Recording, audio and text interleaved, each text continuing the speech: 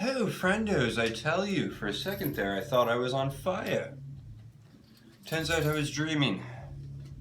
Dreams are a hell of a drug. Just taking my boots off. See, I don't have any family or loved ones or even a cat to come home to, so I come home and I do this, you see. I'm kind of like that sofa in your basement, you see. Just because you put me on the curb doesn't mean someone's going to take me home. Which is a shame, really, because I'm told I look quite young for my age. People are always coming up to me and they're saying, "Eee, Jesus, you're a spring chicken, you is." Bitch, you'd have to Google the shit I lived through. I remember, you remember, I remember, Pepperidge Farm remembers, you remember, I remember a time when you didn't know who was on the other end of the phone until you answered it. You had to go to the bakery, then the butcher shop. They were two different places. They weren't in the same building. You couldn't buy cake and ham at the same time. We weren't fancy like that. You couldn't go to a bank at 3 a.m. to get $200 out. You wanted money, you had to talk to a human.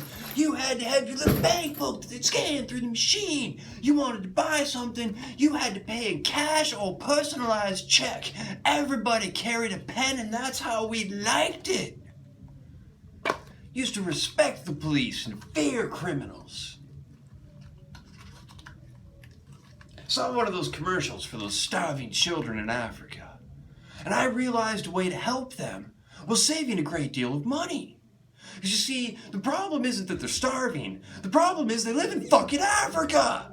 You ever looked around these people? You know what you see? Sand. You know what that'll be in 1,000 years? Sand. You know what grows in sand? Sand. I've been watching a lot of Sam Kinison. I would just like the record to reflect that the children were already dead, so it's not pedophilia, it's necrophilia. I'm not a child molester, I'm a corpse fucker. Get it right. So after having my dream where I thought I was on fire, dreams are a hell of a drug. I went down to the bar to have a drink. And there's this fellow sitting at the bar, and he's quite insistent that he's the craziest motherfucker I've ever met. I says, "Bitch, you ain't crazier than me." And he says, "Oh, I'm crazy. Oh, I'm crazy." I says, "Bitch, I will eat Monopoly and shit out Connect 4. And he says, "Oh, I'm crazy. Oh, I'm crazy." And he starts jazz handing, because that's how you know somebody's crazy. The jazz hand. They go, "Oh, I'm crazy. Oh, I'm crazy."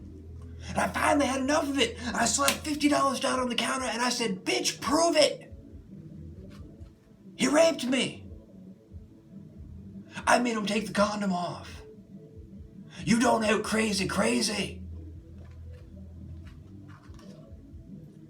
You ever wonder if pedophiles have standards? Does the guy who fucks 12-year-olds think that the guy who fucks 8-year-olds is a freak? He's like, "Hey man, at least wait till there's grass on the field." What about bestiality? How does that work? You can fuck a cat, is it okay to fuck a kitten? What, is there a farmer standing in his barn somewhere going, "Yeah, in 6 months I'm gonna suck that horse's dick"? Does that kind of thing matter to somebody who is into bestial passions? I need to know these things, I don't know why.